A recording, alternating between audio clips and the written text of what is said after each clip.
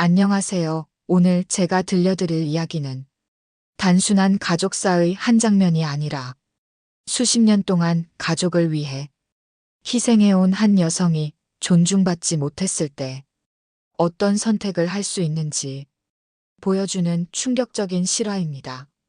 주인공은 올해 75세가 된 김순자 할머니 남편을 일찍 여의고 홀로 아들을 키워낸 뒤 아들이 결혼해 손녀까지 생기자 기꺼이 함께 살며 다시 가족을 위해 자신을 내어주었던 여성입니다.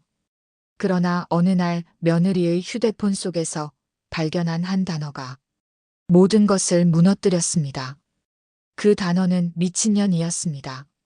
오늘 이야기는 바로 그 충격적인 순간과 그 이후 이어진 70대 할머니의 인생 반전입니다. 평생을 바친 삶 김순자는 젊은 시절 누구보다 부지런하고 성실한 아내이자 엄마였습니다. 24세 결혼해 30이 되기 전에 아들을 낳았고 남편은 성실했지만 건강이 좋지 못해 일찍 세상을 떠났습니다. 홀로 아들을 키워야 했던 그녀는 새벽부터 밤까지 일자리를 가리지 않고 뛰었습니다. 식당 설거지, 시장 장사 가사 도우미까지 해내며 아들을 지켜냈습니다. 아들은 순자의 희생 덕분에 대학에 진학했고 대기업에 입사해 번듯한 직장인이 되었습니다. 아들이 결혼해 손녀까지 생겼을 때 순자는 가슴이 벅차올랐습니다. 내 인생이 헛되지 않았구나. 이제는 편히 살아도 되겠구나. 그렇게 생각했습니다. 하지만 현실은 달랐습니다. 아들과 며느리 손녀와 함께 살기 시작한 뒤 순자의 삶은 다시금 희생으로 채워졌습니다. 매일 새벽 5시에 일어나 아침을 차리고 집안일을 도맡고 손녀를 돌봤습니다. 며느리는 집에서 온라인 쇼핑몰을 운영한다며 늘 바빴고 아들은 회사 일로 집에 늦게 들어왔습니다. 모든 살림과 육아의 무게가 다시 순자에게 돌아왔습니다. 겉으로는 고마움 속으로는 무시. 처음엔 며느리 은주가 고마움을 표현했습니다. 어머니 덕분에 제가 숨 좀 쉬어요. 감사합니다. 어머니가 계셔서 제가 일을 할 수 있어요. 이런 말들을 들을 때마다 순자는 그래, 내가 가족에게 도움이 되는구나 하고 뿌듯했습니다. 그러나 그 고마움의 표현은 시간이 지날수록 줄어들었고 며느리의 태도는 점점 차가워졌습니다. 순자가 무언가 의견을 내면 건성으로 대답하거나 무시하기 일쑤였습니다.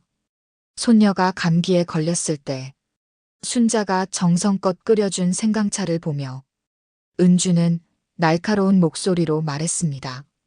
어머니 지금이 몇 년도인데 아직도 그런 걸 먹이세요. 병원에 가야죠. 물론 병원 치료가 맞을 수 있습니다. 하지만 그 말 속에는 당신은 낡은 사람, 쓸모없는 사람이라는 뉘앙스가 숨어 있었습니다. 그때부터 순자는 점점 말을 아끼고 눈치를 보기 시작했습니다. 운명을 바꾼 순간, 그리고 마침내 운명을 바꾼 사건이 찾아왔습니다. 어느 수요일 오후 며느리가 급한 볼일이 있다며 손녀를 순자에게 맡겨두고 외출했습니다. 그런데 아이가 갑자기 열이 나기 시작했습니다. 걱정스러운 마음에 며느리에게 전화를 걸었는데 이상하게도 집안에서 벨소리가 들렸습니다. 거실 소파에 놓여있던 며느리의 휴대폰이 울리고 있었습니다. 순자가 전화를 끊으려 휴대폰을 손에 들었을 때 화면에는 발신자 이름이 떠 있었습니다. 그 이름은 믿을 수 없게도 미친년이었습니다. 사진까지 함께 걸려 있었는데 그것은 추석에 온 가족이 함께 찍은 사진에서 잘라낸 순자의 얼굴이었습니다. 심장이 쿵 내려앉았고 손이 덜덜 떨렸습니다. 순간 잘못 본 게 아닐까 싶어 메시지함을 열어봤습니다. 그곳에는 더 끔찍한 대화들이 있었습니다. 며느리가 친구들과 주고받은 메시지 속에서 순자를 향한 모욕적인 말들이 가득했습니다. 우리 집 미친년 때문에 스트레스 받아 죽겠어. 저 노인네가 또 김치 타령이야. 치매 초기인 것 같아. 이 모든 말들이 며느리 은주의 입에서 나온 것이었습니다. 그 순간 순자는 깨달았습니다. 자신이 매일 새벽에 일어나 준비한 밥상도, 손녀를 위해 희생한 시간도 모두 며느리에게는 미친년의 행동으로 치부되고 있었다는 사실을 마음속에 싹 트는 결심. 그날 밤 며느리는 평소처럼 돌아와 말했습니다. 어머니 오늘도 고생 많으셨어요. 정말 감사해요. 그러나 그 말은 이제 더 이상 따뜻하게 들리지 않았습니다. 그저 형식적인 인사, 가식적인 위선일 뿐이었습니다. 순자는 깊은 밤 잠을 이루지 못했습니다. 눈을 감으면 휴대폰 화면 속 단어가 계속 떠올랐습니다. 미친년, 그것은 단순한 욕이 아니었습니다. 자신을 전혀 존중하지 않는 존재의 본심이었습니다. 그리고 그날 순자는 마음속으로 결심했습니다. 이제 그만하자. 내 인생을 되찾자. 조용한 준비. 순자는 아무에게도 알리지 않고 조용히 움직이기 시작했습니다.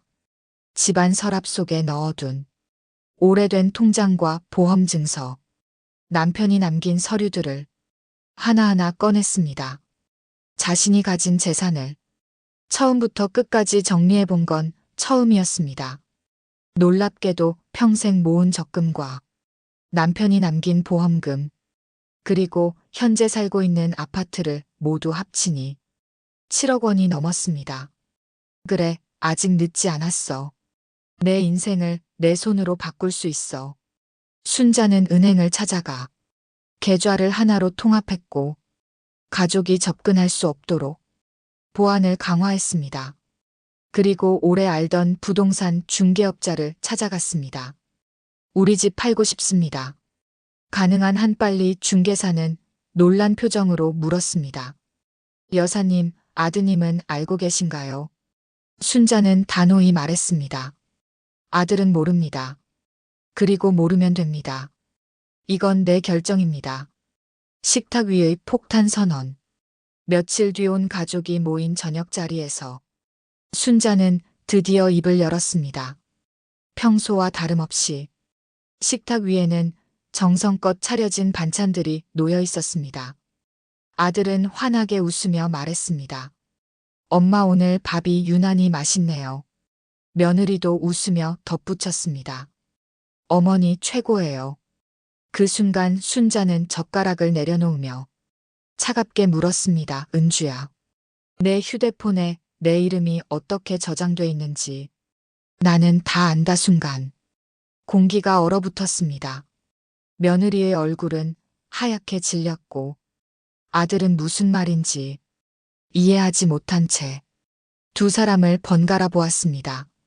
순자는 이어 말했습니다. 너는 나를 미친년이라고 불렀더라. 친구들과 나를 욕한 것도 봤다.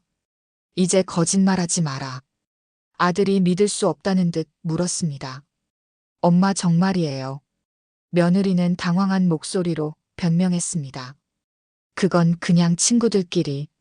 농담으로 깊은 뜻은 없었어요. 그러나 순자는 냉소적으로 웃었습니다. 농담이었니? 평생의 희생이 농담거리였던 거냐? 그리고 준비해둔 서류 봉투를 꺼내며 선언했습니다. 이 집은 이미 팔았다. 다음 주 금요일이면 잔금을 받고 너희는 이 집에서 나가야 한다. 나는 이제 내 인생을 살 거다. 무너져 내린 가족. 아들과 며느리는 충격에 빠졌습니다. 며느리는 무릎을 꿇고 울며 빌었습니다. 어머니, 잘못했어요. 제발 집은 팔지 말아주세요. 다시는 그런 일 없을게요. 그러나 순자는 단호했습니다. 무릎 꿇는다고 달라질 건 없다. 이미 늦었다. 아들도 당황해했습니다. 엄마, 갑자기 왜 그러세요? 상의도 안 하고 집을 팔다니. 하지만 순자는 차갑게 대답했습니다. 왜 내가 상의를 해야 하니? 이 집은 네 명의 내 돈으로 산 집이다. 너희와는 아무 상관없다. 그날 밤 집안은 아수라장이었습니다. 그러나 흔들린 건 아들과 며느리였지. 순자는 아니었습니다. 그녀는 이미 모든 결심을 마쳤습니다.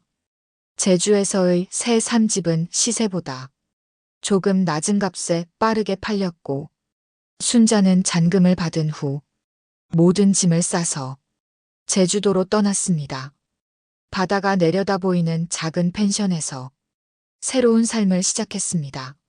아침에는 바닷가를 산책하고, 오후에는 도서관에서 책을 읽고, 저녁에는 동호회 친구들과 함께 사진을 찍으러 다녔습니다.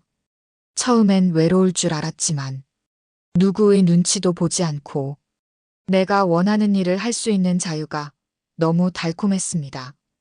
이제야 내가 산다라는 말이 절로 나왔습니다. 무너져가는 아들과 며느리. 한편 서울에 남은 아들과 며느리의 삶은 무너졌습니다. 아들은 업무 실수로 직장을 잃었고, 며느리의 쇼핑몰은 관리가 되지 않아 망했습니다. 결국 두 사람은 서로를 탓하며 싸웠습니다. 내 엄마 때문에 우리가 이렇게 된 거야. 내가 엄마 편만 들어서 이렇게 된 거지. 끝내 이혼까지 가게 되었습니다.